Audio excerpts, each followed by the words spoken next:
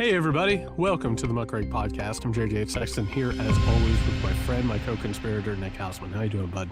I'm okay. I'm doing fine. How are you doing? Well, it's Monday, February 9th, the day after the Super Bowl. Aren't you still feeling the electricity? Aren't you still jazzed after that amazing game?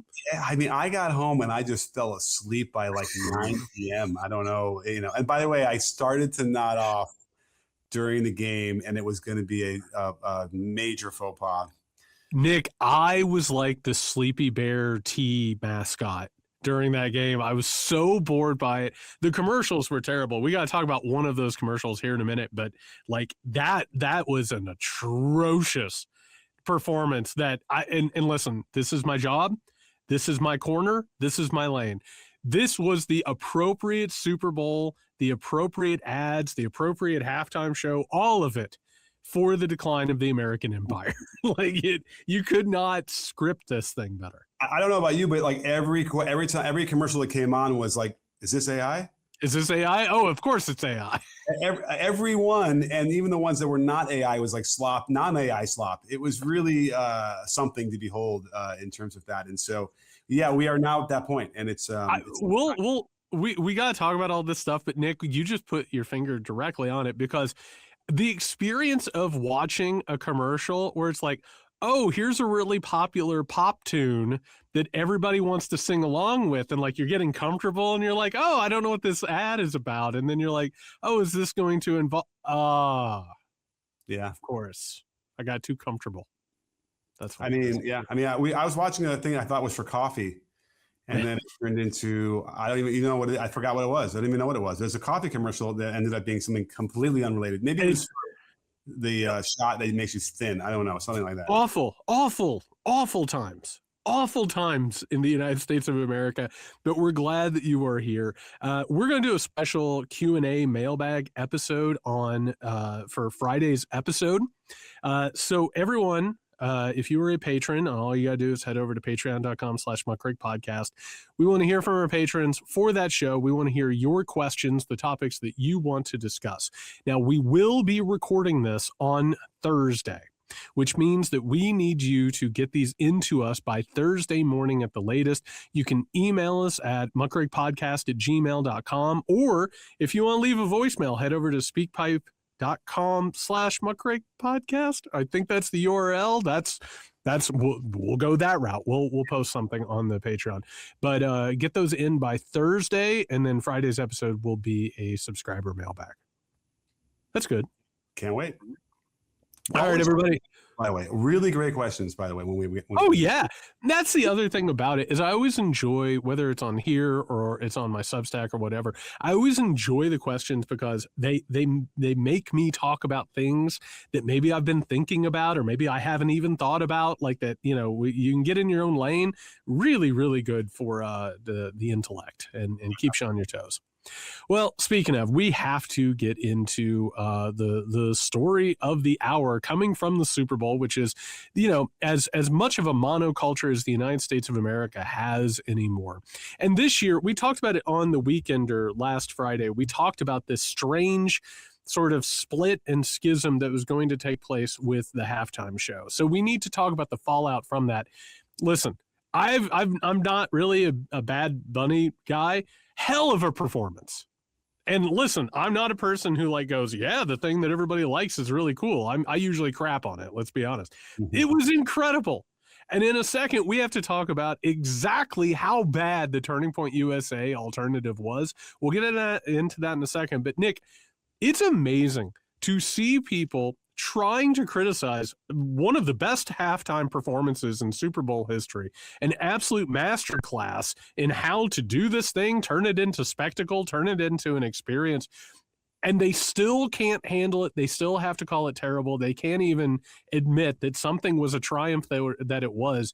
And this, for me, I don't know if there's a better Rorschach to be had in these times. Yeah, great point. And I think the choreography and the way they were able to pull this off during a halftime show in a football arena on grass, no less, to be able to build this set, basically. They're on a soundstage that was flown in 4 minutes and then flown right back out was incredible. it didn't really necessarily matter that I didn't know. I speak Spanish to some degree, but this was way too fast, very hard unless you knew the words, like what they were saying. But I was a little surprised they didn't do subtitles, and that was probably on purpose, right? Like we want people to sort of exist in this authentic environment where this is what the music is, and we're not going to let you read and be distracted from that. You know what I mean? Well, and I think what you're bringing up is a really important part of all of this. And when I've talked to people, how do I say this? I come from a background where there's a lot of people who do not know that they're actually racist. You know what I mean? Like they think that they're tolerant and they're open, and meanwhile they're really holding on to some latent racism, right? Some latent white supremacy. And the whole idea here and what happened, I don't need to know what's being said. And if I want to know what's being said, I should go learn the language, right? If I want to be included in that. Meanwhile, white people, white Americans have for so long expected everything to be on their terms that everybody around them has to speak their language. And funnily enough, Nick, it's something that happens when Americans go on vacation. They expect the countries that they're visiting to also cater to them and speak to them in a way that they understand. I didn't need to know what was being said. You know why? Because the vibes were fucking great. That's all I have to tell you, is that I can look into a culture. And again, like, I'm not Puerto Rican. Like, I don't need a halftime show to just be about me. That would be boring as hell. It's the whole idea that stuff can exist that isn't catered towards you, which is the problem that all these MAGA assholes have. The entire world needs to be catered to them. And even then, that's not enough, right? They need more and more and more. But so many of the visuals that they incorporated on purpose that were trying to capture life in Puerto Rico are American, distinctly United States American, right? And you start to realize, it's all cliche, but like just how much influence we have from all around the world. Like nothing is American here. Hot dogs are not American, right? Those are from Germany or whatever, right? Like that's the thing about this, is everything's been taken from somewhere else anyway. And when you forget that, then you get into what we're talking about, the white supremacy stuff. It's just really it's not intellectually honest. And you live your life that way, which is really, really frustrating. But the one thing I would say is if I was there, I might have had a hard time. You really couldn't get a handle on what was happening. You needed to have watched the screen while in the stadium because of the way they built up the stage. But I don't even know if that mattered, because it would have been fun to sort of be in there and hear it and then be with everybody who's there absorbing it as well. How about, though, one of the big criticisms, because you mentioned that a little bit, was the sexification, and these kids are being exposed to this kind of stuff. And I'm like, where have I heard this before? I'm like, oh yeah, there was a guy named Elvis that they complained about, right? Who danced too sexy, and that was too much for everybody, right? It's like, I can't believe that 80 years later, we're still in the same fucking conversation. Well, and we're not even just in the same conversation. The conversation actually has higher stakes now. Because in the past, like, Elvis would shake his hips and they wouldn't show it, or maybe they would go destroy his records. Now we're talking about people being killed in the streets, right? And by the way, that took place in the 1960s and 1970s as well. It just so happens that there is a much more sort of a fascist hold on power at this point. And I want to make a point, Nick, that I think has been lost in all of this. And, sometimes we like to give a pop culture reference in order to give a little bit of an idea of what we're talking about. It reminds me of the episode of The Office, which is one of the Christmas parties, where there's a Christmas party that's going on that people are having a lot of fun. And then there's Angela, who has a lame ass Christmas party where no one's having fun, right? It's oppressive. They're unhappy. They're looking at the people over there having fun at their party. What did people miss out on who didn't watch this? There was so much joy and entertainment in that halftime show. And what are they doing? They're keeping themselves from being happy, right? They have a stick so far up their asses that they can't dance. They can't be joyful. They have to live this really unhappy life. And Nick, do you know, and everyone listening and watching this show right now knows that I watched the Turning Point USA halftime show as soon as the Lombardi Trophy was handed over to the Seattle Seahawks. Oh, okay. I could have broken the sound barrier rushing over to see what happened. And for people who didn't watch it, Nick, let me give you a quick summary of this thing. Turning Point USA has all of the money in the fucking world, right? I mean, they have ungodly amounts of money. They can afford to pay whatever they want. They can put together whatever it is that they want. This thing was so poorly produced. And I mean, in terms of acoustics, in terms of lighting, in terms of the cameras, it was on a sound stage. It was pre-recorded. Everybody feels if something's pre-recorded versus something live and vibrant and healthy and living. Meanwhile, Nick, there were maybe like 24, maybe 30 fake fans who were in the shadows, who were paid to be there. You never saw them. They were just in the shadows constantly. Every time one of the acts would finish a performance, it would go to black and then open back up to their next performance. It was so obviously taped. And here's my point in all of it. And by the way, Kid Rock couldn't even bother to lip sync to the backing track that he was doing, the headliner and all of this shit. Nick, it was joyless. It was sexless. It was misery. It was what happens when the right is given the keys to the car. They can't live and they cannot be happy and they cannot have joy. Everything that they do is self-destructive and harmful to the people around them. It's incredible, like the contrast between these things. The energy I got from the clips I saw was sort of like a massive chip on their shoulder. Like, this is in your face. We're so angry. We're going to show you, what we're really, really about. And then what they were singing about wasn't great either.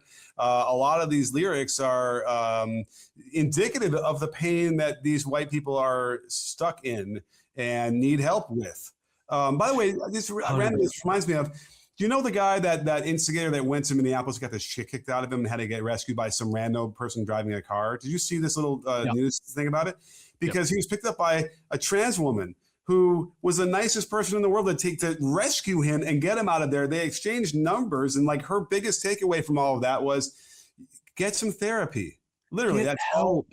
Yeah, that's what you needed to tell him. Nick, Brantley Gilbert was the first performer in this, and you want to talk about a right-wing chud, right? Okay, Nick, I don't know how to describe what it makes me feel like to see shit like this, because I don't know.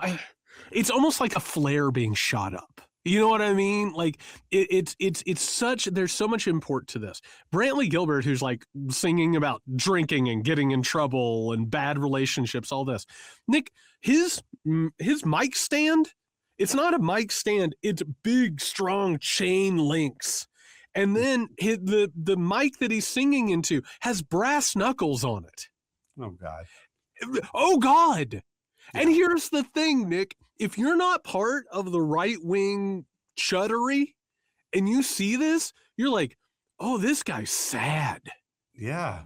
Kid Rock is sad, right? And so Trump is sad. All of these people. Looking at Kristi Noem is sad. Yeah. And you watch this and you're like, oh my God, unless you are in this like ecosystem, like you just look at it and you're like, this makes me feel very unhappy. This makes me very uncomfortable. And it's anybody who's ever been around these people, they know what that feeling is. You feel pity for them. And meanwhile, they're hurting you.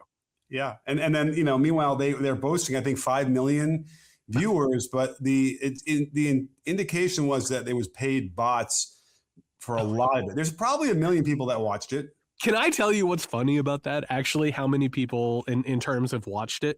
Yeah. So when I went to watch it, Nick, so Turning Point USA put all their money into, I forgot to mention very quickly. When they showed pictures of Charlie Kirk, there was not a single picture of Charlie Kirk that didn't include Erica Kirk. Like, it was like, Nick, it was what I imagine must have happened in the Soviet Union when Lenin died and Stalin took over. It was just like one picture of Stalin with Lenin after another, handing the baton. But in the midst of it, so Turning Point USA puts all of this money into putting on this alternate halftime show. Every right-wing influencer, from the biggest one to the smallest one, pirated the stream. They all showed it, pirated it, to take away from Turning Point USA because they don't care about each other. They'll get their hits wherever they can. So we'll never know how many people watch this thing because of that. But on top of that, how many bots were made to do it? So like you'll never even know. It has no cultural cachet outside of sickos like me who watched it for research. Yeah, and it was embarrassing to see like the audio aspects. You said there's a problem which indicated maybe because if it was pre-recorded, then they could have fixed any kind of lip sync. They didn't. Even there's a duo playing classical instruments that had played at Charlie Kirk's memorial. That wasn't synced to the point where like, maybe they didn't even know the song. It was weird. There were some questions there. It's just not shockingly, poorly produced overall. They can't get the kind of talent you would want to have to come up with the ideas. And who's left are the people that want to like set off sparklers all over the place. And like, it's like so horrible. And it's tacky would be upset with you using the word tacky to describe it because it was beyond that. These motherfuckers can't get enough of sparklers. It's everything. But that's you said they can't get, they could hire all of the people that they need to produce these things. But Nick, you have to have vision. Mm-hmm. Like that's the problem is what's incredible about this is that the Turning Points USA halftime show, it looked as good and sounded as good as they could have made it. Yeah. That's the issue is that it's always failures who want more power and more leverage and more influence who don't deserve it. Yeah. It's a bunch of people who have failed who hate that they have failed. And meanwhile, the one guy we know that didn't watch it, certainly didn't watch it live, was Donald Trump. Trump didn't even watch it. Right. And we know this because he had a very concise or a very detail-oriented post against it that he clearly had watched it. But did you happen to see the footage at Mar-a-Lago of them watching the Super Bowl where they were watching Bad Bunny and not Turning Point? So I did not see that footage until after I watched the halftime show. And here's the thing. As I was watching the halftime show, Nick, you know what kept ringing around in my head as I watched Brantley Gilbert performing or whatever the hell these people's names are? Yeah. Trump would hate all these people. Yeah. He would loathe all of them. He doesn't like this music. Do you know what Trump's favorite music is? Actually, do you know this? Do you know what Trump's favorite music is? Isn't it like Queen and that kind of thing? No, it's like Phantom of the Opera soundtrack. Oh yeah. Oh gosh. Like he doesn't want to listen to chud country. Yeah, I will tell you, he would probably have no problem watching all the dancers on. Sure, but that's the whole point: is that Trump loathes the people who worship him. He again, we've talked about it. He's the type of narcissist that like he hates himself. So anybody who loves him, he thinks they're dupes and stupid. So of course he didn't watch their halftime show. Yeah, but he wanted to watch the show that pissed him off. Yeah, you know the real reason why they didn't put it on though, because I have no doubt that the audio visual guy at Mar-a-Lago has no idea how to go from a TV stream on the screen to internet. I swear to God, they probably had no idea how to do that and get it onto the screen. By the way, if you want to put all this into context, Nick, that was where they launched the invasion of Venezuela, the capturing of Maduro, and the takeover of a sovereign nation. Yeah, right. And they probably had no idea how to do this. All right, speaking of authoritarianism, Nick, there was an ad that I want to play and I want to talk about on this show. Man, the commercials this year were such garbage. This one, though, there were a couple of them that have to do with AI and tech and all that were pretty bad, including one with one of the Hemsworth that was talking about AI crushing us and murdering us. I don't know who thought that was a good idea. Yeah. This is an ad from the surveillance doorbell company Ring, and we'll talk about it after we watch it. This, in my opinion, it might be one of the most consequential and insidious commercials that has ever been produced, and we'll talk about why here in just a second. This is Milo. Pets are family. But every year, 10 million go missing. And the way we look for them hasn't changed in years. Until now.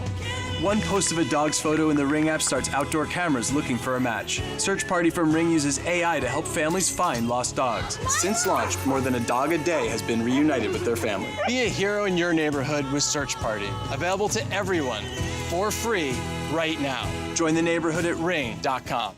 Wait a minute. The one I remember.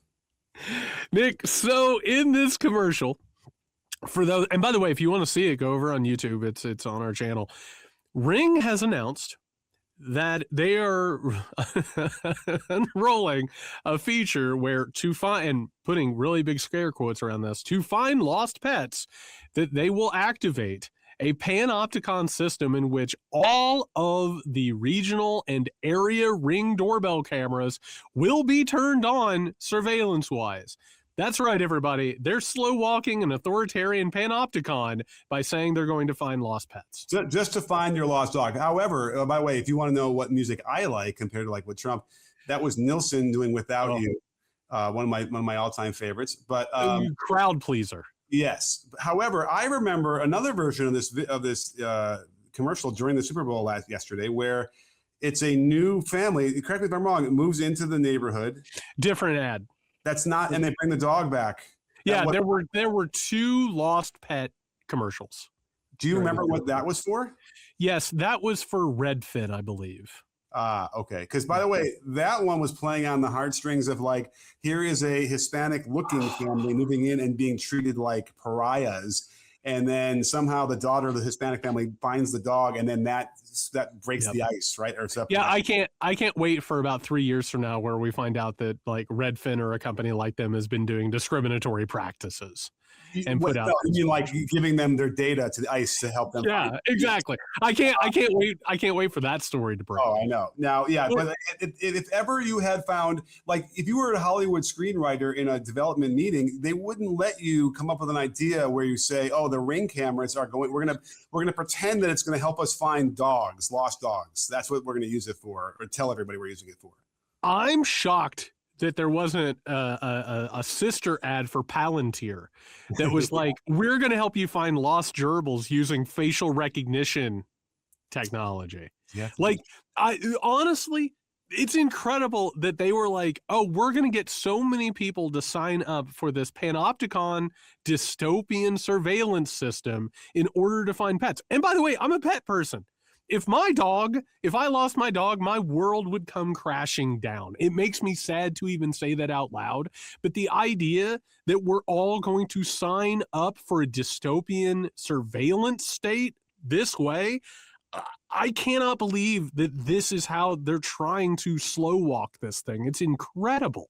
Well, especially because Ring is a really popular item here.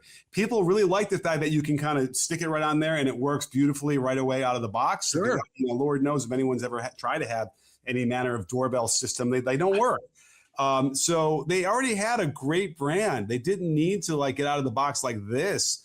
That said, I get it. Like, having been in meetings like that where you're trying to pitch ad campaigns, puppies, like this will be, look at that great shot of the kid grabbing the dog.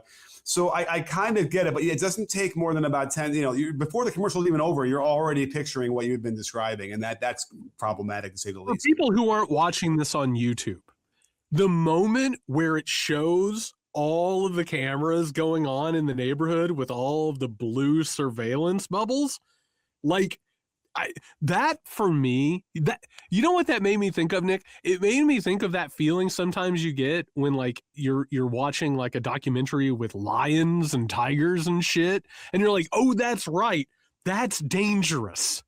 Yeah, that is a danger to me. Right. Because even like a traditional drone shot, we're showing it right now on YouTube, is you're seeing a nice neighborhood, you're flying around, you can see the houses, but when you see them have the blue emanating, coverage, and you start to realize they can cover the entire world basically, and find anybody they want and tie that into some normal database. That is the problem. I wasn't that way until you've got me. You convinced me that this is. Look at it, Nick. Look at that. That is terrible. Yeah. That's awful. That's awful. Yeah. What's the movie, the Tom Cruise movie I always forget the name of?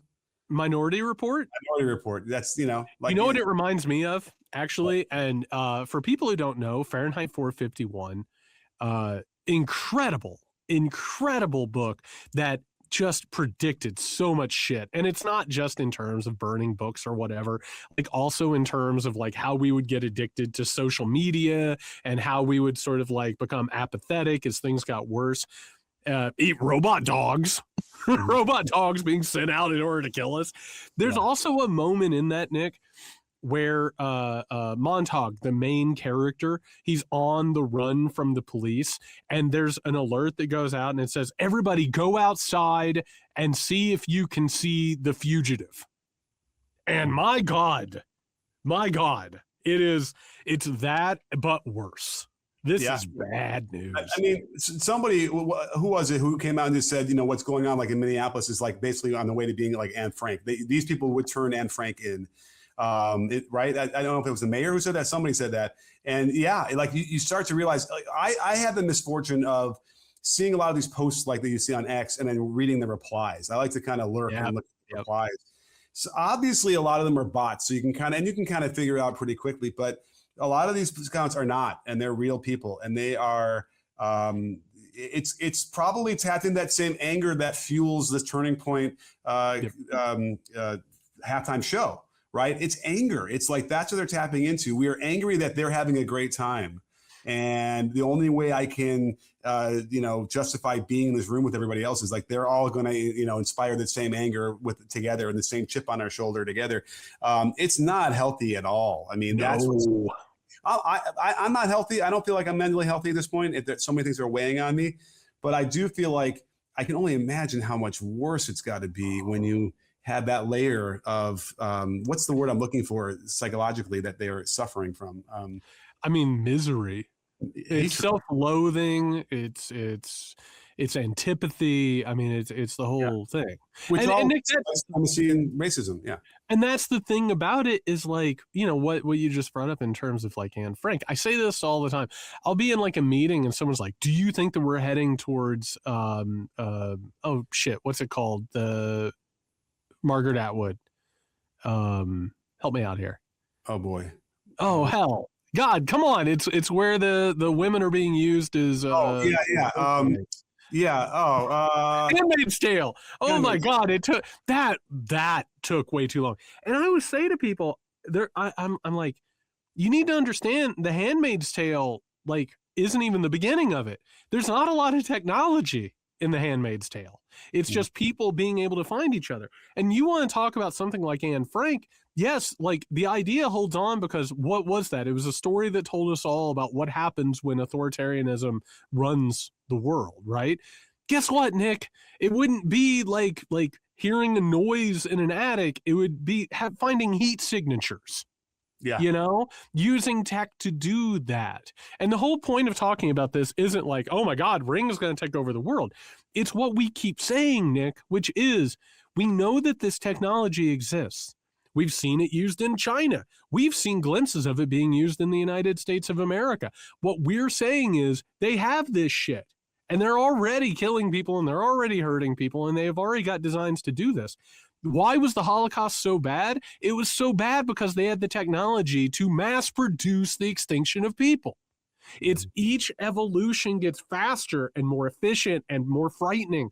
And what we're talking about at this point is something the writing has been on the wall for a long time.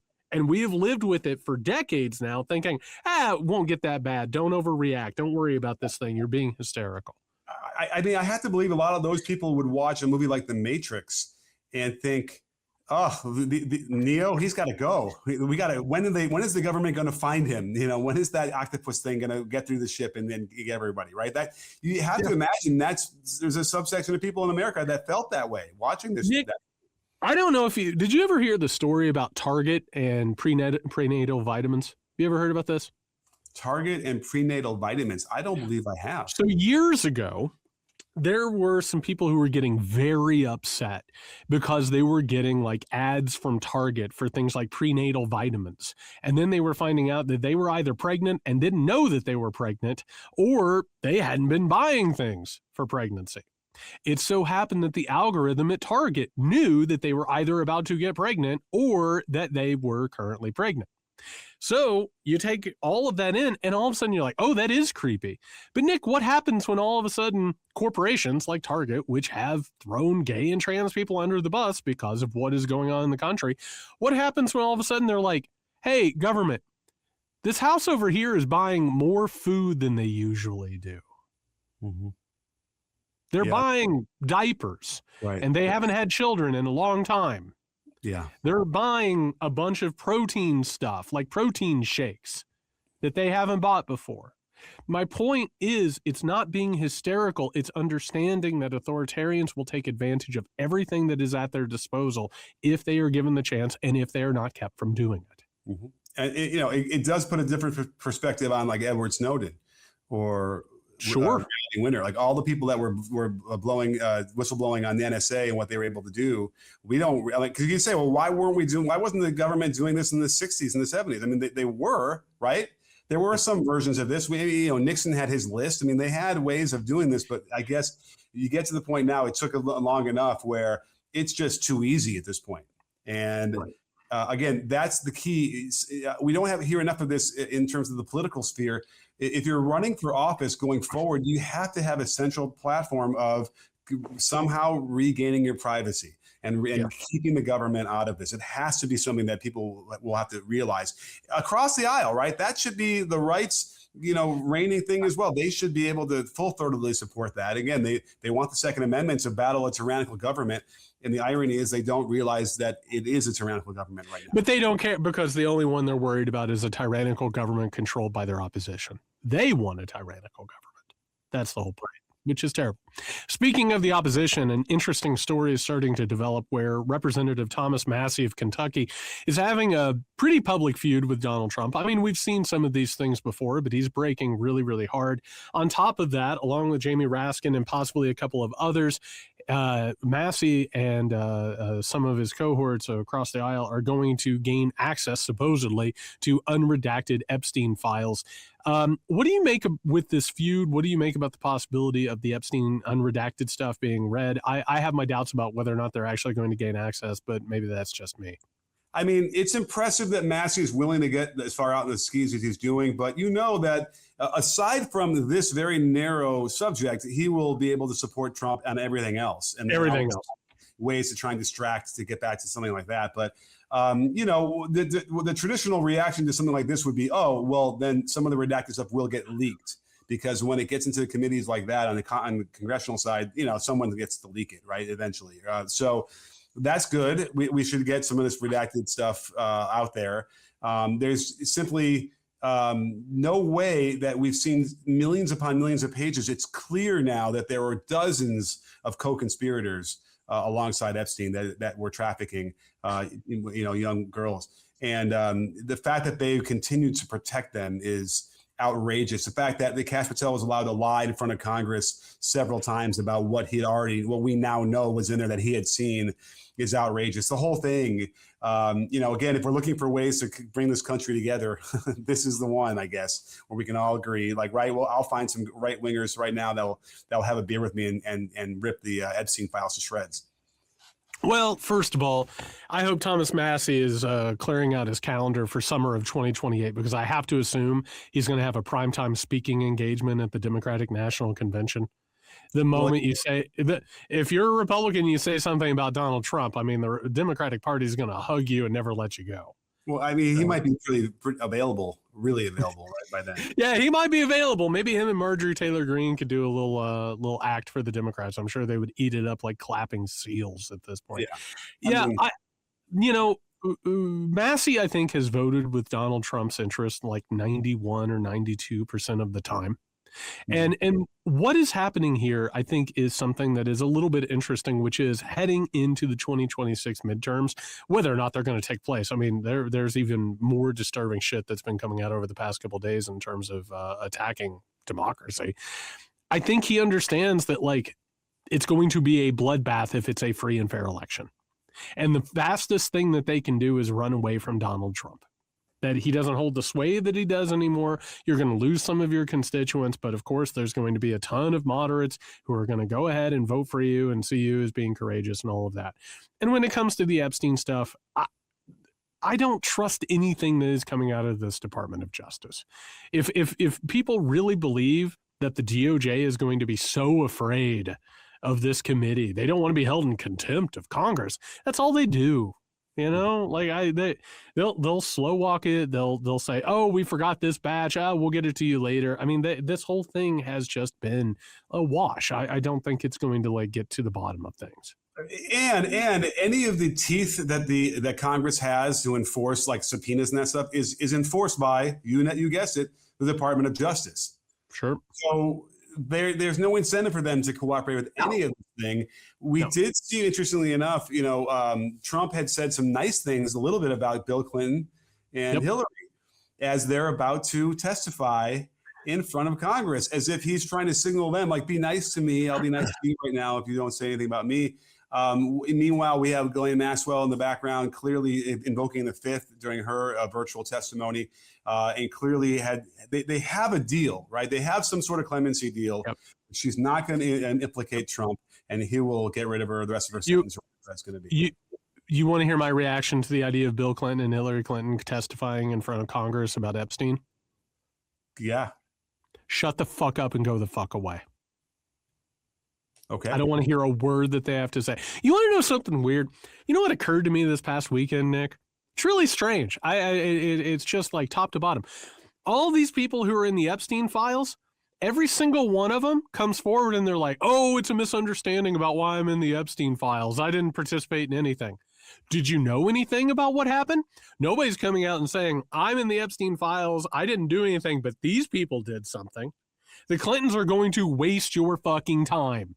Yeah. If you think that Slick Willie Clinton is going to get up in front of Congress and spill the beans, oh, Hillary Rodham Clinton's going to get up there and tell everybody what happened. No!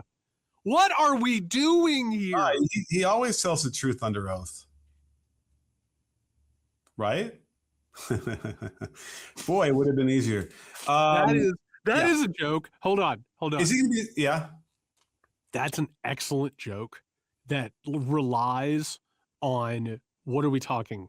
28 years of context, and I love it. I love that for you, and I'm proud of you for that. Well, thank you. Is Hillary gonna be sitting next to him while they're both together up there? Dude, I don't know. Listen, I'm old now. I'm 44 years old. I'm on my 45th year. I can't do this shit anymore. I can't pretend like it's going to be some sort of a blockbuster hearing. They're going to spill all the secrets, Nick. They're going to tell us exactly what went on. No, they're not. Yeah. What are we doing here? Well, yeah, they can't. He can't, right? He cannot. He can't. He can't. Yeah. He can't. Yeah. Nick, do you know why human beings can recognize patterns? Do you know why? Because when we were in tribes and we were living next to the great rivers of the world, they would flood and they would kill us. And we had to develop pattern recognition so we would get away from the river before it flooded and killed us. If people, with the way Americans interact with American politics, was how the tribes of the past interacted, we would not be here because they would have died.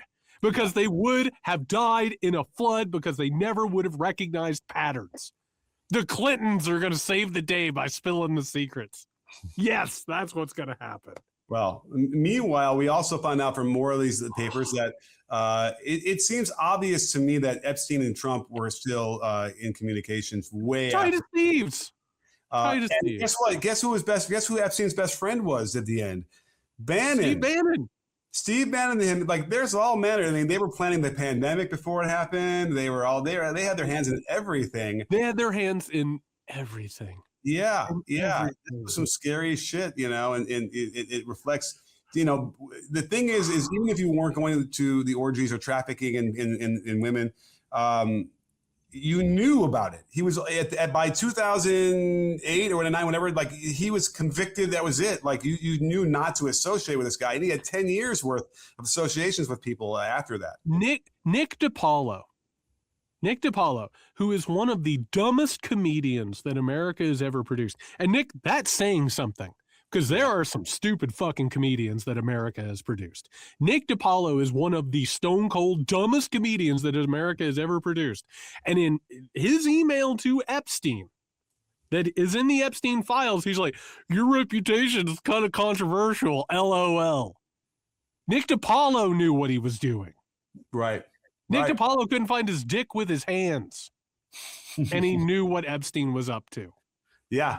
Like, it's confounding. Don't worry though, Bill Clinton's gonna fucking go out there and drop a dime on him.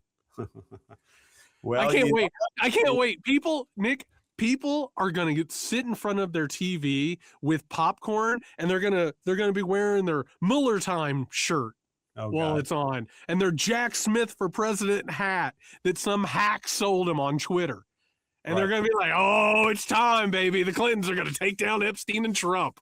And then they'll get Super Bowl 60 instead. Oh, Jesus God Almighty! Oh, by the way, you ready for this transition? Pin your ears back because this transition's got it. Speaking of Epstein files, there was a doctored email in the whole release that said that Epstein was predicting the beginning of World War III, and that beginning would take place on Monday, February 9th, which, by the way, is today.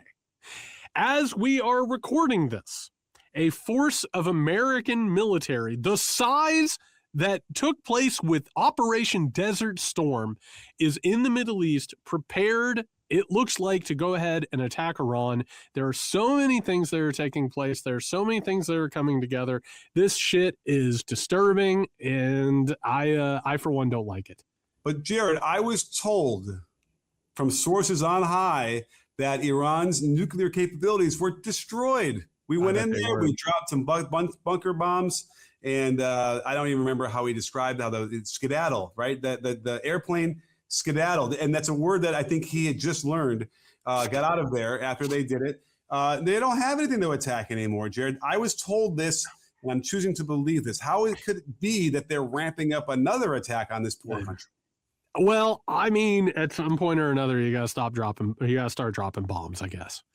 and that's where we are. And I mean, I don't know how else to say this, Nick, because this wasn't the segue I used. Like, at some point, you got to wonder about everybody in these files, like why it is that they do the things that they do, And it goes back to what we were talking about. I believe it was in the last episode. Maybe it was the one before that. Like, none of these people are operating from a national interest. And none of these people are doing things for reasons that are above board. It has been a takeover by the wealth and oligarchical classes, using intelligence agencies, using their relationships with world leaders and economic leaders and scientific leaders. They want to create something new. That's it. And we're at the end of the American liberal, neoliberal world order, and they're ready. It reminds me a lot. I don't know if I've told this story on the podcast before. It reminds me a lot of this restaurant that I like to go to for a while. And I knew the owner, and it started having some economic trouble. And God, wouldn't you know it, it burnt down. And it just feels like we're in the burn it down phase of this giant scam, is what it feels like. I have a question for you, Jared. Yeah. Do you think that Jeffrey Epstein's alive? That's a great question. What, Nick? I don't know. I don't know. Probably AI, but there's some pictures of a guy. I think those pictures are AI. Okay. But here's the thing: where are we at this point? I don't know. Yeah, I don't know. The amount of time that we lost of surveillance video of the prison that he was killed in or died in isn't necessarily enough time to kill anybody and then have a killer leave, whatever. But it's enough to sneak him out of there. But do you notice? And you brought up Steve Bannon a while ago. I've got bad news for everybody. The zone is sufficiently flooded with shit. Yeah. We don't know anything now. We're talking about the potential of World War III. We don't even know why it would start. We don't even have a real reason, Nick. We don't even have actual reasons for it. And you bringing up Epstein in the middle of that, it makes sense. Mm-hmm. Because what do we know at this point? We talked about it before. We're in a basement. The lights are off. We haven't been in this room before, and we're feeling around to see what's going on. Yeah. And the only thing that we know is that everything is fucked and everything is corrupt. So you get to something like this, and you're like, do you think Epstein is alive? I don't know, baby. I don't know. Now, here's more to add to this, because when you're talking about Polymarket, and we've talked about this a little bit before, you can place bets The only problem is you can't place bets, at least I can't in America where I am. It won't let me place bets on only on sports, nothing on politics. But somebody did. Somebody put $100,000 down on the U.S. striking Iran by end of day today as we record this at 2% odds, which means they get paid $4 million if this comes true. It's a lot of money to put down on a thing they didn't know. And people seem to think that Polymarket has these insiders who know this stuff and are just, I mean, does it sound that far-fetched to think that people are getting inside information and betting on it? No. And now you're telling me that Epstein was the guy that knew today was going to happen? I don't know. I'll tell you, you want to take this another step forward? Okay. You want to get deep, Nick, there's stuff that I look at and I research, and I don't always bring it up on the podcast because it's like specialized shit. Alexander Dugin. You've heard that name before, haven't you? Alexander Dugin, who like is the ideologue behind Putinism and the modern destruction of the neoliberal order, who, by the way, everything that he said has come true, and the destruction of the American order has happened exactly the way that he wanted it to. He posted a few days ago, Nick, he said, Monday has the possibility of being one of the most meaningful and changing days in modern history. I don't know. And by the way, people are going to be listening to this on Tuesday, and maybe nothing happened, right? We're recording about an event that could very well be obsolete by the time people are listening to this. But here's the thing that happens, Nick. That same question that you had because you saw a picture that looked like Jeffrey Epstein alive and well in Israel, like, I don't think that's real, but at the same time, I don't know. Like, right. Alexander Dugin certainly is putting that out there. And then what do? Is that misinformation? Is he trying to throw people off the scent? That Polymarket bet that you just mentioned, was that an insider who's trying to take advantage of the thing? Where are we? We're peasants. We're peasants outside of the castle talking about what must be happening inside of the castle. That's who we are now. That's the entire point of this takeover of everything. You and I, we don't know what a storm is, and the storm's coming up over the horizon. And by the way, some people have been sick. We don't know why those people have been sick. We've heard rumors that somebody poisoned the drinking water. We should probably get our pitchforks and go handle those people. We don't have a fucking clue. We don't have a fucking clue. I mean, I can only hope that we are like the peasants in Holy Grail, who, when King Arthur tries to impose his will, saying as the king, and they just have a beautiful treatise on why what possible reason would he have any dominion over them, and he has no answer, which is amazing.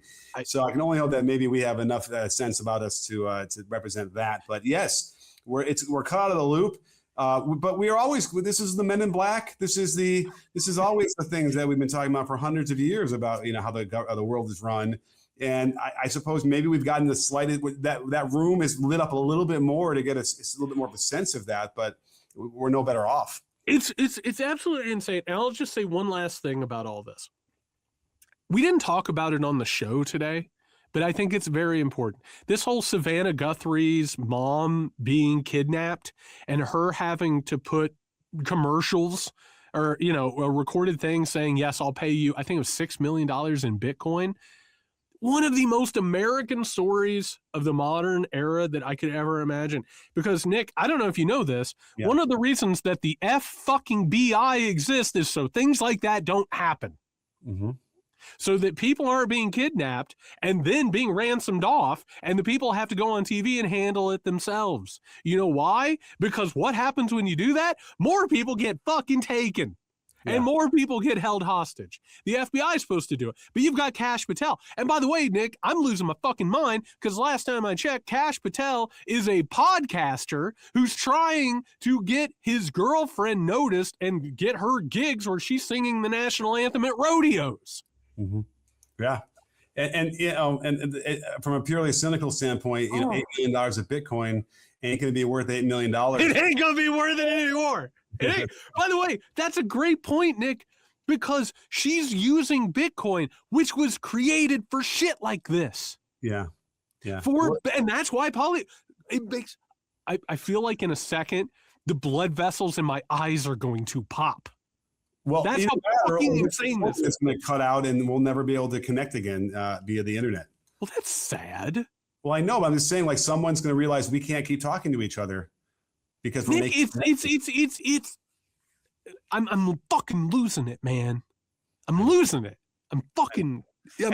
Wait, do you know why I know that you can't put a bet on politics and poly market in America? Because I tried to do it. I was like, fine, I'll put some money down and try and triple my money on Iran getting invaded today. That's where I am. I'm like, fuck it, man. I am like the Roman, in History of the World Part 1, when they're getting high on the side of the road, the two Roman soldiers, and the guy goes, you care if it falls? And the guy goes, what? He goes, the Roman Empire. He goes, fuck it. And then no shit. That's where I am now. If I can make money off of this, fuck it. I'm going to put some money down. But I can't even do that, Jared. Maybe I need No, you can't. No, but I mean, you can go. Oh, Jesus God, this. I know. It's terrible. You can look down on me, however. It's so fucking insane. Why don't we just go ahead and legalize bath salts? Let's just go, man. Legalize what? Bath salts that people were getting high on and attacking each other in the streets. Let's do it. Let's get old Four Loko out there. What are we doing? What is this? I don't know. What the fuck is this? It's really quickly, because I'm so glad to be able to talk about this out loud.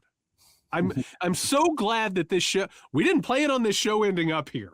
No. But it's like that fucking Dunkin' Donuts commercial.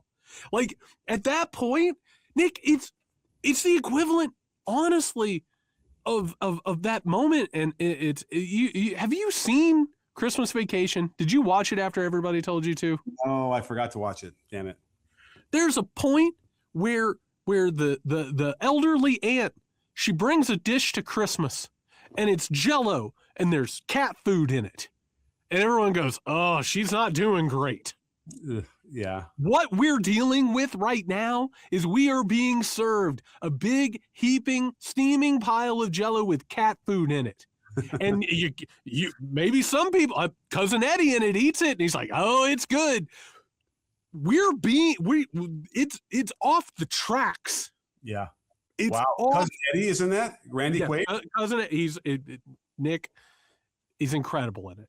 Really? Because, Randy Quaid, would be an appropriate person to have on our podcast maybe at some point. Well, Randy Quaid is gone off the rails. Yeah, he is what we were talking about earlier in this episode. So there you go.